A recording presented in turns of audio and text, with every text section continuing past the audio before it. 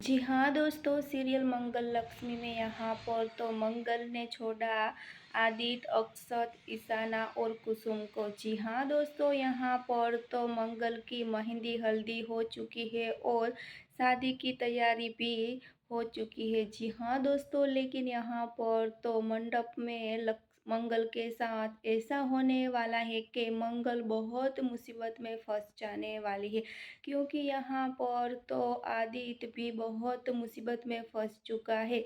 यहाँ पर ईशाना और अक्षत के साथ बहुत बुरा होने वाला है। जी हाँ दोस्तों, लेकिन यहाँ पर तो मंगल अक्षत और ईशाना को साथ लेकर जाने वाली है कपिल के साथ। जी हाँ दोस्तों, लेकिन यहाँ पर दादी मना करने वाली है और आगे शो में धमाकेदार ट्विस्ट भी मिलने वाला है कि मंगल बहुत मुसीबत में फंस जाने वाली है। जी हाँ, फिलहाल लिए बस इतना सा दोस्तों।